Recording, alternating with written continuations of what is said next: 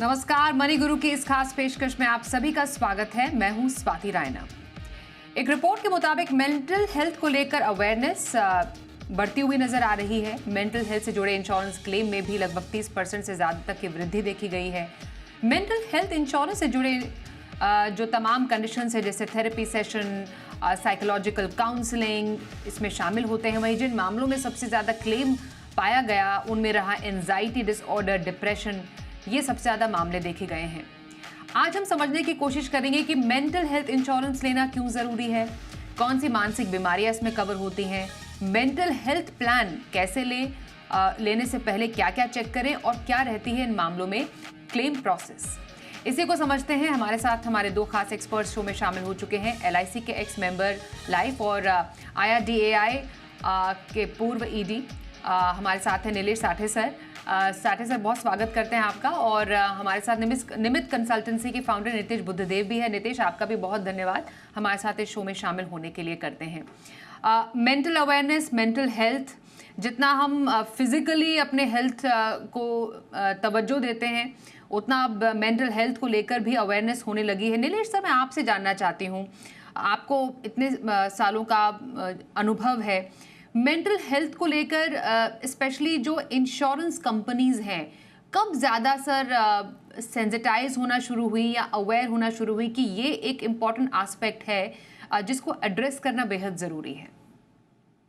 हाँ, बहुत अच्छा सवाल पूछा आपने। बात ऐसी है कि 2022 तक insurance companies mental health cover नहीं करती थी, और वो कब से करने लगी, तो एक दिल्ली हाईकोर्ट ने जजमेंट दिया 2021 में, और उसमें उन्होंने कहा कि जैसे फिजिकल हेल्थ कवर करते हो वैसे मेंटल हेल्थ भी कवर करनी चाहिए। वो आप क्यों नहीं करते हो? उसके बाद फिर भी ये हुआ नहीं। IRDA ने गाइडलाइंस इशू की थी, मगर उस पर अमल नहीं हो रहा था। आखिर 2021 में सुप्रीम कोर्ट ने एक जजमेंट दिया जिसमें उन्होंने कहा कि कोई भी एक्सक्लूजन नहीं होना चाहिए फॉर मेंटल हेल्थ। पहले क्या करते थे, कुछ ना कुछ डिजीजेस एक्सक्लूड कर देते थे। फिजिकल इलनेस और मेंटल इलनेस दोनों को समान तरीके से बीमा कंपनियों ने कवर करना चाहिए। ये गाइडलाइंस 2021 में आई। फिर IRDA ने तुरंत 2022 में एक सर्कुलर जारी किया। और इतना ही नहीं, मगर सुप्रीम कोर्ट के जजमेंट और 2022 की गाइडलाइंस, इसके बीच जो क्लेम अराइज हुए थे मगर रिजेक्ट हुए थे, उनको रीओपन करके इंश्योरेंस कंपनीज को बताया कि ये भी आपको सेटल करना होगा। तो करीबन 4,000 क्लेम उस समय सेटल हुए, मुझे याद है। और उसके बाद हर insurance company, general insurance company के तहत ये हेल्थ इंश्योरेंस आता है, stand alone health insurance company और हेल्थ इंश्योरेंस कंपनी दोनों ने सारे जो मेंटल इलनेसेस है, जैसे डिप्रेशन है या बाइपोलर डिसऑर्डर है, सिजोफ्रेनिया है, या कोई भी मूड डिसऑर्डर्स है, इनको कवर करने की शुरुआत की। वैसे ये बात नहीं है कि पहले नहीं करते थे।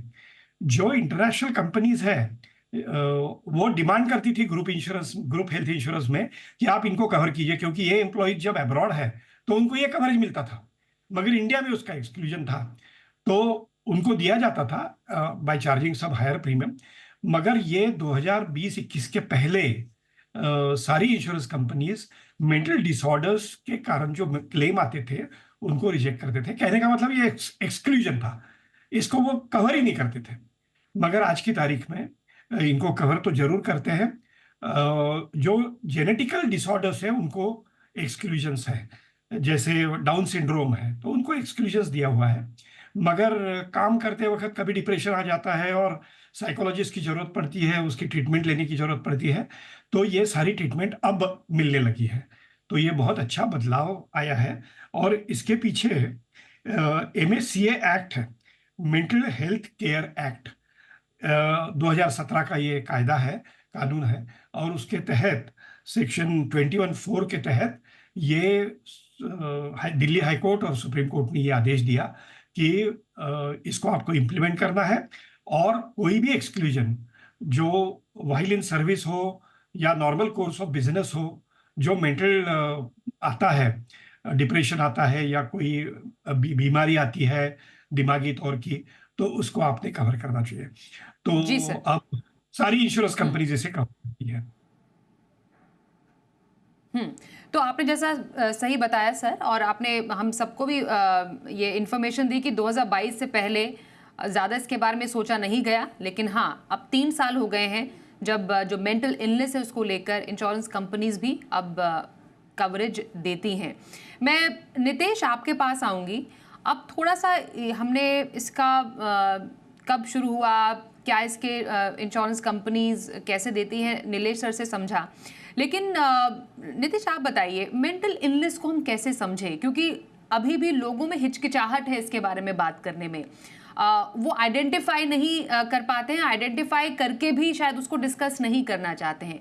एक तो मेंटल इलनेस को कैसे समझा जाए, और मेंटल हेल्थ इंश्योरेंस आजकल के टाइम में क्यों किसी को लेना चाहिए? क्या सबको लेना चाहिए, या कोई पर्टिकुलर केसेस है उनको ज़्यादा इस पर कॉन्सेंट्रेट करना चाहिए? बिल्कुल स्वाति, थैंक्स आज इस शो में इनवाइट करने के लिए। नीलेश जी नमस्कार। जैसे नीलेश जी बता रहे हैं कि इसके पहले तो इसकी बात होती ही नहीं थी, क्योंकि 2017 में ये एक्ट पास होता है और उसका इम्प्लीमेंटेशन स्वाति होता है 2018 जुलाई में। और जैसे हाई कोर्ट और सुप्रीम कोर्ट के जजमेंट के तहत नवंबर 2022 के बाद सबको मैंडेट है, सब कंपनी को आईआरडीए की तरफ से, कि सबको ये इंक्लूड करना है।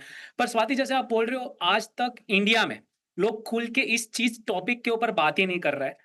तो शायद इसकी डिमांड तो है, पर शायद लोगों ने उसको समझा नहीं है कि मैं या कोई व्यक्ति है वो किस कारणों से इसका लाभ ले सकता है। ओके, तो जैसे मेंटल हेल्थ, जैसे हम समझते हैं कि इंसान की जो सोचने समझने और महसूस करने की जो एक बोलते हैं क्षमता है, उस पे ऊपर असर करता है।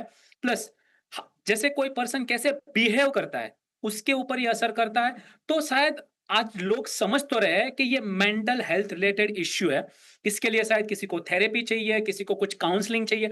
बट मुझे लगता है अभी भी है कि ये टैबू है स्वाति, और ये टैबू होने के कारण लोग खुल के बात नहीं कर रहे।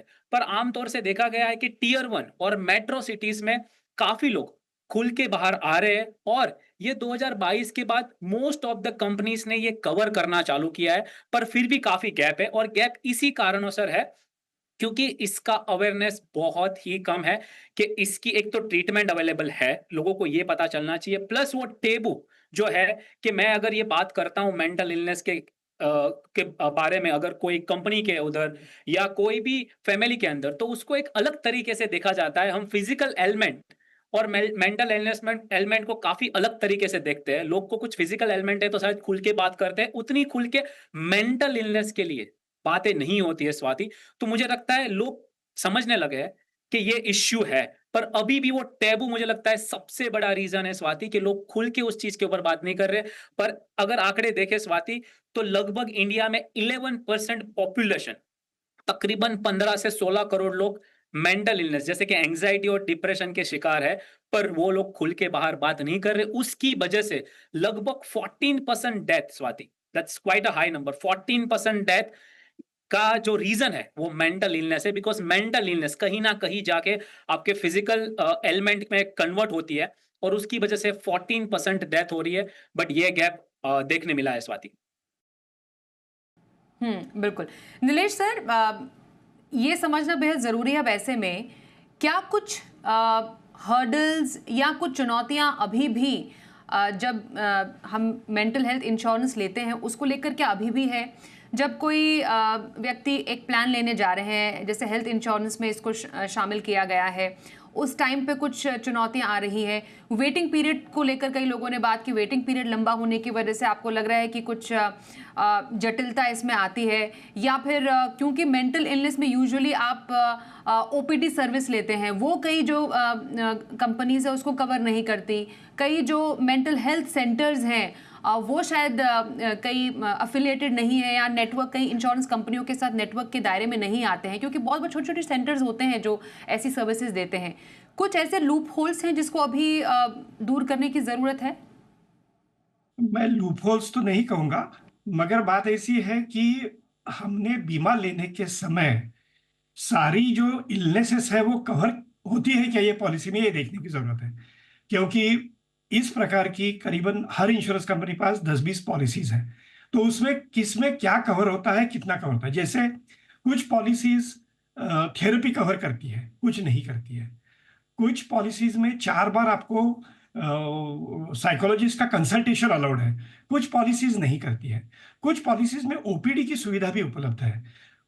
कई पॉलिसीज में संभवतः एक सब लिमिट रहती है कि मेंटल इलनेस के लिए 20% की सब लिमिट। तो अगर 10 लाख का बीमा है तो 2 लाख तक आपको खर्चा मेंटल इलनेस के लिए मिल सकता है। तो ये भी है। तो ये सारी चीजें देखने की जरूरत है। एक मैं बात कहूंगा कि इंश्योरेंस पॉलिसी जो हेल्थ की है वो ऑटोमेटिकली मेंटल इलनेस अब कवर करती है। तो जो नितेश जी ने कहा कि टैबू है, बिल्कुल टैबू है ही। मगर अब क्या होगा कि अगर डिप्रेशन आ भी गया तो कम से कम पैसे तो मिलने वाले हैं इंश्योरेंस कंपनी से, तो ये छुपाएगा नहीं कोई। और हो सकता है कि उसकी टाइमली ट्रीटमेंट अगर ली तो उससे वो बाहर आएगा। और एक बात ऐसी है कि इंश्योरेंस कंपनी जो है वो अल्कोहलिज्म जो है वो एक्सक्लूड करती है। वो कहती है कि अगर शराब के कारण अगर किसी को मेंटल इलनेस आया है तो वो हम कवर नहीं करेंगे। तो ये भी एक उसमें रिस्ट्रिक्शन या लिमिटिंग फैक्टर है। तो ये देखना चाहिए कि पॉलिसी के प्रावधान जो है उसमें किन चीजों को कवर किया गया है। और इसमें एक दिक्कत ये आती है प्रीमियम एसेस करने के लिए कि लोग जिस तरीके से अपनी फिजिकल इलनेस बताते हैं प्रपोजल फॉर्म में, या बताना जरूरी भी होता है कि अगर किसी को आंख नहीं है या एक हाथ नहीं है तो वो तो बताना ही पड़ता है। मगर मेंटल इलनेस जो है वो कई बार छुपाया जाता है, जैसे नीतीश जी ने कहा। और उसके कारण इंश्योरेंस कंपनीज के पास भी इसका डेटा अवेलेबल नहीं होता। आपको मालूम है कि इंश्योरेंस कंपनीज प्रीमियम जो चार्ज करती है वो एक्सपीरियंस के हिसाब से करती है। तो अब अनुभव जैसे आएगा उस प्रकार से प्रीमियम कम या ज्यादा होने की संभावना है। मगर पहले तो डेटा ही नहीं था। अब ये हम कहते हैं कि 8 या 10 लोगों में से एक आदमी इस बीमारी का शिकार है, मगर वो आदमी कौन है ये सामने तो आता ही नहीं है कि भाई हाँ मुझे ये शिकायत है। तो ये एक और दिक्कत उसमें आती है। मगर मैं तो ये जरूर कहूंगा कि 2022 के बाद ये जब पॉलिसी में इंक्लूडेड है तो लोग छुपाएंगे नहीं। लोग जरूर जाएंगे और इसकी ट्रीटमेंट लेंगे। और ट्रीटमेंट लेने का असर भी होगा कि उनकी लॉन्जिविटी बढ़ेगी, उनका डिप्रेशन जल्दी खत्म हो जाएगा, तो उनकी प्रोडक्टिविटी बढ़ेगी और वो ज्यादा अच्छा जीवन बिता पाएंगे। तो ये बहुत ही अच्छा हुआ है कि 2022 के बाद सारे मेंटल इलनेसेस कवर किए हैं। मगर जैसे मैंने कहा कॉन्जेनिटल जो है कि जैसे डाउन सिंड्रोम है, इन बच्चों को इंश्योरेंस कंपनीज कवर नहीं करती, या आईआरडीए ने उनको अलाउ किया है कि आप इनको कवर मत कीजिए। मगर during the course of life अगर जैसे सामान्यकृत चिंता के विकार है, या नैराश्य की स्थिति है, या बाइपोलर डिसऑर्डर आती है, तो या सिजोफ्रेनिया आता है, तो ये सारी जो बीमारियां हैं ये during the course of life अगर आती है तो उसको कवर होता है। एक्सक्लूसिवली अगर आप कहोगे कि मुझे सिजोफ्रेनिया की पॉलिसी चाहिए तो ऐसी कोई पॉलिसी उपलब्ध नहीं है। ये नॉर्मल पॉलिसी हमारी जो हेल्थ इंश्योरेंस की पॉलिसी होती है जिसमें हम अगर कहीं किसी डिजीज के कारण या एक्सीडेंट के कारण एडमिट होते हैं तब जैसे क्लेम मिलता है, उसी प्रकार से मेंटल इलनेस के कारण भी अगर कहीं ट्रीटमेंट लेने की जरूरत पड़ी तो वो अब कवर उपलब्ध है। तो ये आप मेंशन कर सकते हैं, जैसा नीलेश सर कह रहे हैं कि आप मेंशन कर सकते हैं कि इस पर्टिकुलर बीमारी की वजह से मैं ये इलाज करा रहा हूँ या इलाज करा रही हूँ। ये मैंने डॉक्टर को उनके पास, डॉक्टर के पास गए हैं, उनसे इलाज चल रहा है, तो आप उसका क्लेम ले सकते हैं। मैं नितेश आपसे जानना चाहती हूँ, आप किसी ने मेंटल हेल्थ पॉलिसी ली है, क्या क्या सुविधाएं यूजुअली मिलती है? अगर थोड़ा सा इसके थोड़ा डिटेल में जाना चाहें, क्या कैसे आपको कवरेज मिलेगा, आप कैसे उसको आप अवेल कर सकते हो बेनिफिट्स? बिल्कुल स्वाति, जैसे हम नॉर्मल हेल्थ इंश्योरेंस के तहत एक समझ लीजिए कोई 24 घंटे के ऊपर का आपका हॉस्पिटलाइजेशन होता है, तो जो हॉस्पिटलाइजेशन का पूरा खर्च है मेंटल डिसऑर्डर की वजह से, जैसे नीलेश जी ने बताया, वो एंग्जाइटी हो सकती है, डिप्रेशन हो सकता है, कोई अलग तरीके का डिसऑर्डर हो सकता है, उसके कारण अगर वो डायग्नोस होके कोई मरीज एडमिट होता है जिसके पास ये हेल्थ इंश्योरेंस है, तो उसका हॉस्पिटलाइजेशन का खर्चा और उसके बाद जो थेरेपी सेशंस लगेंगे वो भी कवर है। और इतना ही नहीं, जैसे नॉर्मल फिजिकल एलिमेंट के लिए आयुर्वेदिक, होम्योपैथी, ये वाली जो फैसिलिटी अवेलेबल है वो भी सेम मेंटल इलनेस के लिए भी काफी सारी पॉलिसी उसको इंक्लूड कर रही है स्वाति। तो नॉट जस्ट एलोपैथी बट आयुर्वेदी, होम्योपैथी, यूनानी चिकित्सा भी इसमें कवर हो जाएगा। आपकी डिस्चार्ज के बाद की जो दवाएं लगेगी, फॉलो अप विजिट लगेगा, ठीक है, वो भी इसमें कवर है। कभी कभी क्या होगा, कोई मेंटल इलनेस के लिए शायद वो फिजिकल चीजों में कन्वर्ट हो जाएगा, जैसे हम बात कर रहे थे, तो वो इमरजेंसी एम्बुलेंस लग गया, समझ लीजिए वो पर्टिकुलर इलनेस की वजह से कोई और चीज में वो कन्वर्ट होता है, तो वो ऑफकोर्स फिजिकल एलिमेंट में कन्वर्ट हुआ, वो तो कवर है ही है। तो स्वाति, जो भी आप फिजिकल एलिमेंट के लिए आप देख रहे हो, नॉर्मल हॉस्पिटलाइजेशन से लेके फॉलो अप विजिट के लेके दवाइयां तक सब कवर मिलता है। बट अभी भी जो चीज जैसे नीलेश जी बता रहे थे, काफी कंपनियां सिर्फ ओपीडी कवर नहीं कर रही है स्वाति, क्योंकि काफी बार ऐसा होता है कि मोस्ट ऑफ दिस बीमारी इतनी सीरियस तब्दील ना होके एक इनिशियल लेवल पे लोगों को शायद एक थोड़ी काउंसलिंग से या थोड़ी ओपीडी से सॉल्व हो जाए, पर काफी सारी पॉलिसी इसको ओपीडी को सिर्फ कवर नहीं कर रही है, हॉस्पिटलाइजेशन और उसके बाद की जो थेरेपी है उसको ही कवर कर रही है स्वाति। ओके। तो ये कुछ इंपॉर्टेंट आपके लिए समझना ज़रूरी है कि आखिरकार मेंटल हेल्थ इंश्योरेंस की सुविधा आपने ली तो आपको क्या क्या इसमें जो इंक्लूजन्स हैं वो आपको मिलते हैं। एक छोटे से ब्रेक के लिए रुकते हैं, ब्रेक के बाद कुछ और बातचीत हमारे दोनों एक्सपर्ट से करेंगे, बने रहिए हमारे साथ।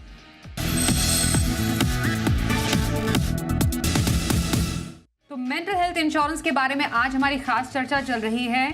हमारे साथ एयरडाई के एक्स मेंबर हैं नीलेश साठे सर और साथ ही नीतीश बुद्धदेव हैं निमित्त कंसल्टेंसी से। नीलेश सर, अब ये बात समझ में आ गई कि अब आप एक कोई अच्छा हेल्थ प्लान ले रहे हैं तो आपको उसमें बहुत चीज़ों को शामिल करना ज़रूरी है, ना सिर्फ फिजिकली बल्कि अपने मेंटल वेलबींग के लिए भी आपका जो हेल्थ प्लान है वो अप टू डेट होना चाहिए।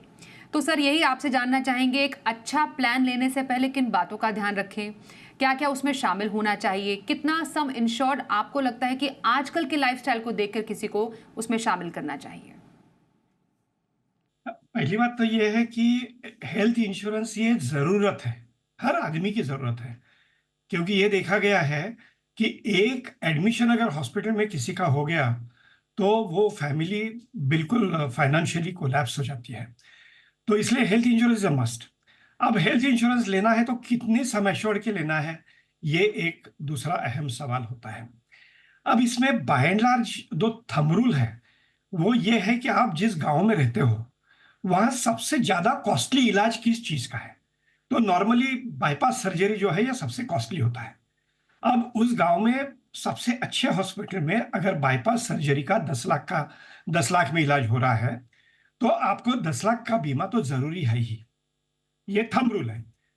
और बियॉन्ड दैट लेना है तो जरूर लीजिए, मगर 10 लाख का बीमा अगर आपने लिया तो आपके लिए एडिक्वेट होगा। अब इसमें बीमा लेने के समय क्या देखना चाहिए? पहली बात तो ये देखना चाहिए कि everything should be covered, it should be all inclusive. जैसे कई बार एक वो कहते हैं कि 20% जो है शुरू का खर्चा आपको देना पड़ेगा, बाद में फिर हम देंगे। इस प्रकार की पॉलिसी नहीं लेनी चाहिए। वजह यह है कि कई बार अगर 10 लाख की पॉलिसी ली तो 2 लाख से नीचे का खर्चा जो है वो हमें ही करना पड़ेगा, तो फिर बीमे का कोई फायदा ही नहीं है। प्रीमियम भले ही उसमें बहुत कम आता है, मगर इस प्रकार की पॉलिसी से दूर रहना चाहिए। दूसरा यह है कि जैसे मेंटल इलनेस की हम आज बात कर रहे हैं, तो मेंटल इलनेस में आयुष की भी सुविधा उपलब्ध है क्या? मेंटल इलनेस के समय हमें ओपीडी की सुविधा उपलब्ध है क्या? अगर 24 घंटे से नीचे अगर मुझे कंसल्टेंसी की जरूरत पड़ी, साइकियाट्रिक की जरूरत पड़ी या कोई थेरेपी की जरूरत पड़ी, काउंसलिंग की जरूरत पड़ी, तो क्या ये खर्चे उसमें समाविष्ट किए गए हैं क्या, ये भी देखना चाहिए। और अगर कुछ एक्सक्लूजन्स उसमें है, जैसे समझिए कि एक टिपिकल डिजीज का एक्सक्लूजन है बाइपोलर। आप अगर बाइपोलर नहीं हो, क्योंकि बाइपोलर जो है वो शुरू में पता चलता है, तो वो एक्सक्लूड किया है तो कोई फर्क नहीं पड़ता है। मगर टेंशन्स, ट्रॉमा या जिसको साइकियाट्रिक की जरूरत पड़ती है, साइकोलॉजिस्ट के पास जाने की जरूरत पड़ती है, ये सारी चीजें उसमें कवर होनी चाहिए। और एक्सक्लूसिव डिजीज, मेंटल डिजीज के लिए बीमा उपलब्ध नहीं है। जिसको ऑलरेडी कोई मेंटल डिजीज है, उसने अगर कहा कि मुझे इसी डिसऑर्डर के लिए बीमा चाहिए, तो कोई भी इंश्योरेंस कंपनी बीमा नहीं देती है। ये नॉर्मल हेल्थ इंश्योरेंस पॉलिसी में ही इसका प्रावधान है, इसको इंक्लूड किया गया है। तो ये एक बात ध्यान में रखनी चाहिए। और अगर उसकी जरूरत पड़ी तो बिना हिचकिचाहट के, बिल्कुल बिना संकोच के साइकियाट्री के पास या काउंसलर के पास जाना चाहिए। क्योंकि दो बातें हैं, एक तो अब इंश्योरेंस कंपनी से आपको उसका रिएम्बर्समेंट मिलने वाला है, तो ये भी नहीं है कि खर्चा मुझे उठाना पड़ेगा। दूसरा ये है कि जितनी जल्दी आप ट्रीटमेंट लोगे उतना इस नैराश्य से या जो कुछ ट्रॉमा है उससे बाहर निकलोगे, और फैमिली के लिए भी ये बहुत एक अच्छा साबित होगा, अच्छी बात साबित होगी। तो इन चीजों की तरफ ध्यान देना चाहिए। और ये मेंटल हेल्थ जो है उसका कवरेज है। मेंटल हेल्थ में और एक एक्सक्लूजन है जो मैं बताना भूल गया, जैसे अल्कोहलिज्म का बताया, कि अगर सुसाइड करने की कोई कोशिश करता है या सुसाइड मेंटेलिटी डेवलप होती है कुछ लोगों में, और उसके कारण अगर कोई वेन काट देता है या कूदने की कोशिश करता है, और उसके कारण जो खर्चा होगा वो भी इंश्योरेंस कंपनी जनरली कवर नहीं करती है। सुसाइड मेंटालिटी अगर उसमें डेवलप हुई तो वो कवर नहीं करती है। Otherwise most of the things are covered. और ये बहुत ही अच्छा हुआ कि 2017 में जो कायदा आया, कानून आया, उसके तहत अब मेंटल हेल्थ और फिजिकल हेल्थ दोनों को कवरेज अब समान रूप से मिलने लगा। तो ये एक बहुत अच्छी बात हुई है। बिल्कुल। और नितेश, यही आपसे आखिरी सवाल होगा कि कोई भी मेंटल प्रॉब्लम जो हम कह सकते हैं, या कोई भी मानसिक हमें परेशानी होती है, वो अब उम्र की मोहताज नहीं रही है। छोटे बच्चों को भी स्ट्रेस होता है। अच्छा, वो स्ट्रेस कब डिप्रेशन में बदल जाए हमें मालूम ही नहीं चलता है। लाइफस्टाइल डिजीजेज आजकल हम सबको ज़्यादा घेरे रखती है। तो आप सजेस्ट करेंगे कि जितना जल्दी हो सके अपने हेल्थ प्लान में मेंटल वेलबींग को भी शामिल करना ज़रूरी है, ज़्यादा देरी नहीं की जानी चाहिए इसमें? बिल्कुल स्वाति, जैसे आप बता रहे हो कि इट्स वेरी इंपॉर्टेंट कि आज सबको कहीं ना कहीं मुझे लगता है फ्यूचर में जरूरत पड़ सकती है।